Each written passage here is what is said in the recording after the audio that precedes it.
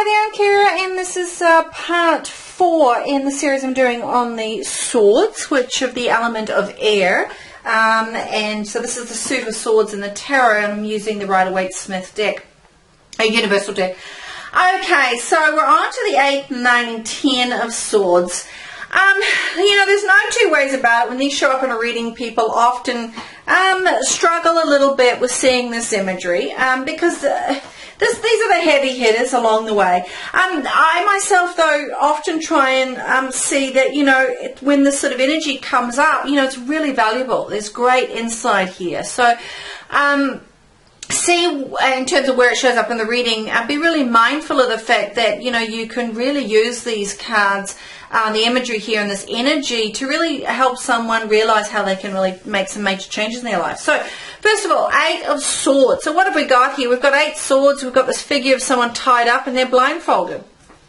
Okay, so remember, it's swords though, so it's about your thinking, it's about your mind, it's about your intellect, it's about your values, it's about your beliefs, it's about your personal opinions and your reactions to situations, and your measure of intellectual ability or analysis, your ability to cope with challenge and problems.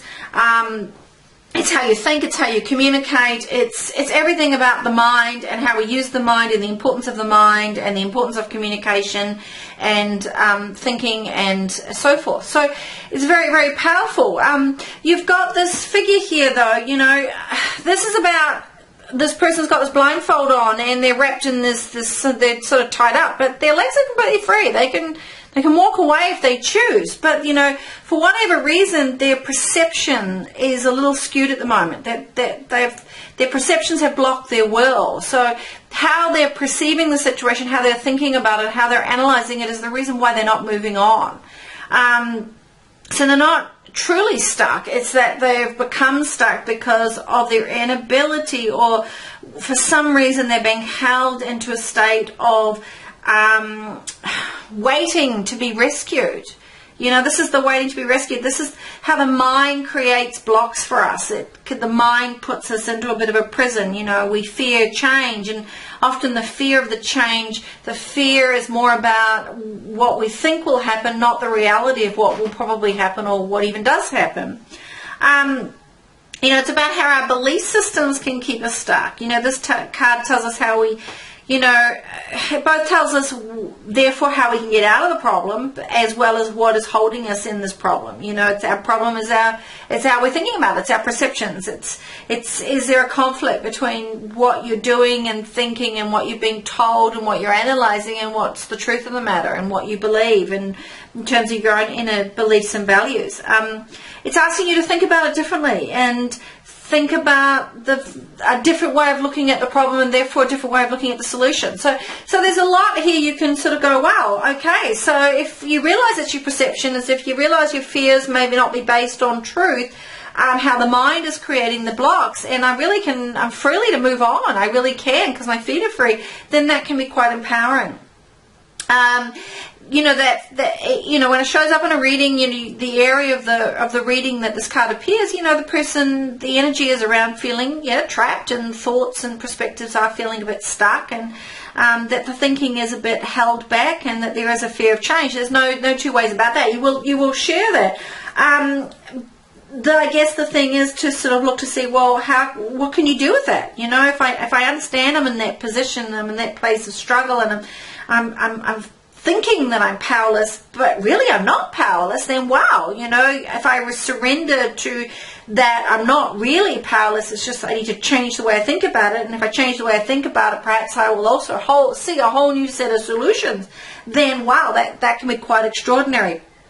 It also might be the person, for whatever reason, is not ready to face the change or the choice of this newfound inner strength. Maybe they're not sure if they can be truly honest with themselves or free themselves from this position that they're in for fear or guilt, and those are things that then will be explored.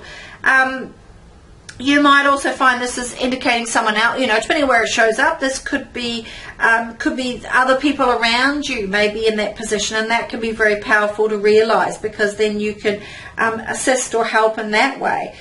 But bottom line is, because here this card, more than many, I feel, is definitely strongly indicating something about belief systems, old values, no longer seeing that which serves us, therefore keeping us stuck, and wanting to escape a problem instead of actually looking at what is the cause of the problem, or what is the problem. You know, maybe what we think is the problem, not really, because it's our perception, therefore.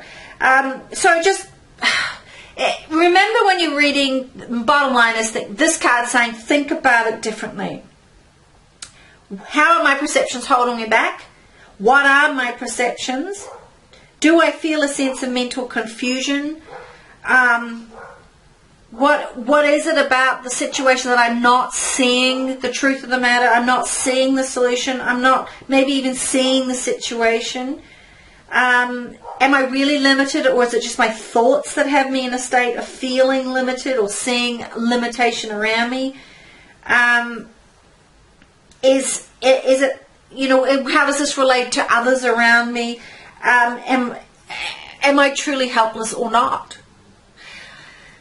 It's a powerful card. Okay, the Nine of Swords. Oh, wow, this is another very powerful card. You know, this card is about, this person's woken up. They've obviously had a nightmare. There's no question about it. So the posture says they're worried, they're afraid, they're overwhelmed. This is those sleepless nights that we all have when we stress too much. However, is the problem real? Is it in my mind, or is it based on reality? These are the questions you're going to ask yourself. Is this psychological nature of suffering? Or is there an external reality to this suffering? How much of my stress and worry and fear and anxiety is actually about real circumstances? Where is my mind in all of this? Is my mind that which is holding me in a state of fear, or is my mind the solution to the fear? You know, how can I think about the thing that's causing me fear and worry and anxiety, and what can I do differently to perhaps change that? Because, you know, this card is sort of reminding us that your experience of the world are really influenced very much by your expectations and your desires and your fears. And therefore, we play a big role into the part of how much they hold us in a state of feeling that sort of loss or grief or fear or worry.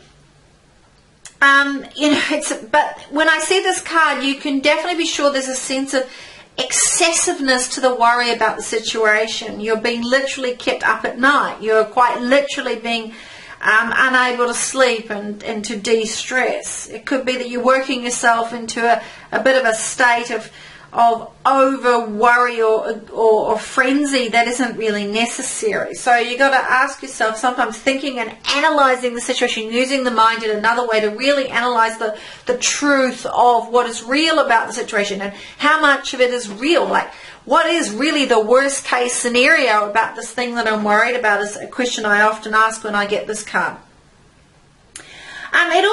This card can come up when a person's being really way too hard on themselves, you know, putting themselves down, or maybe engaging in negative self-talk, or blaming yourself about something you really can't change or fix.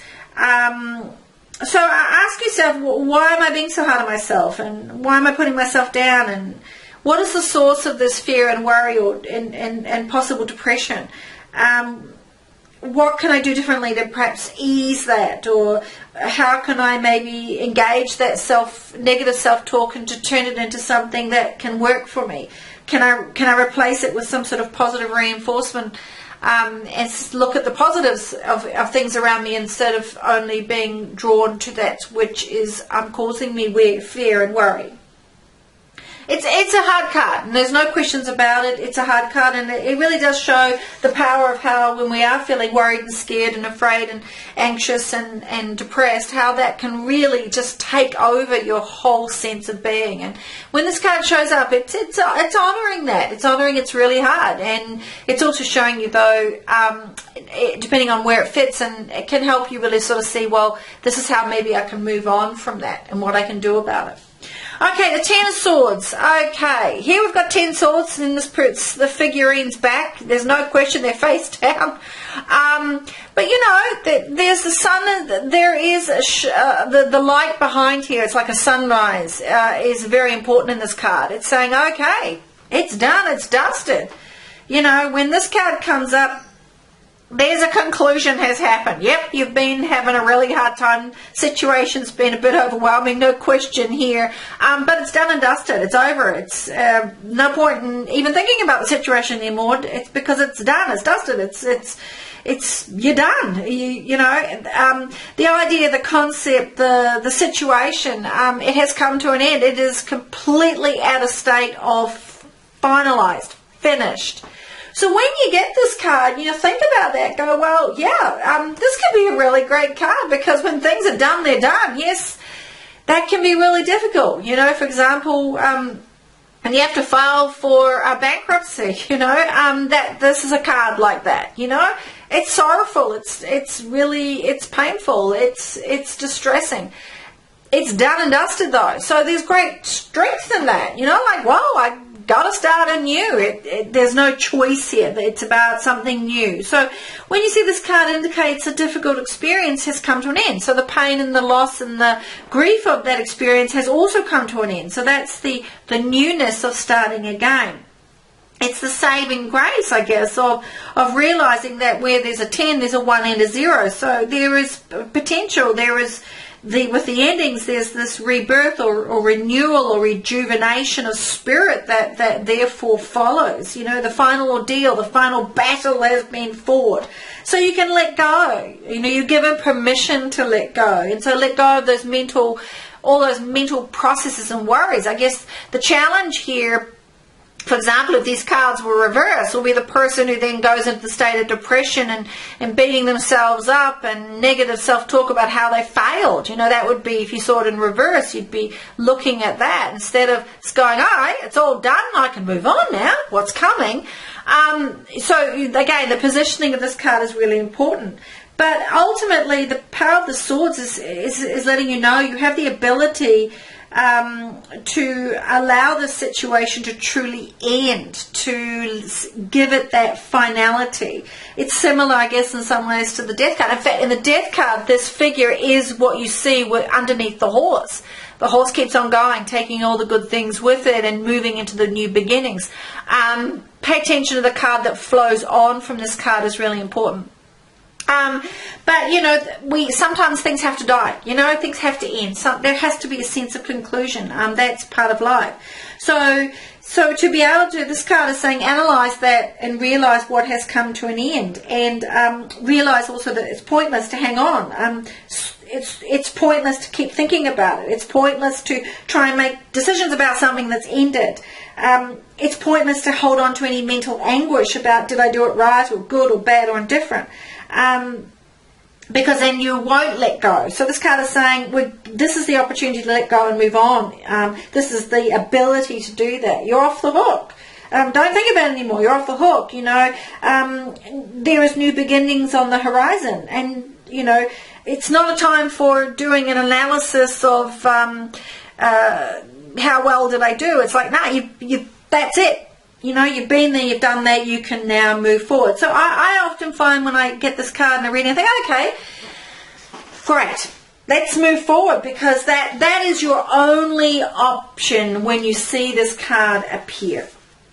You know, there's no point in anything more, so something's done, it's resolved, therefore the best possible thing is to say what's ended has ended and the new beginnings are on the horizon.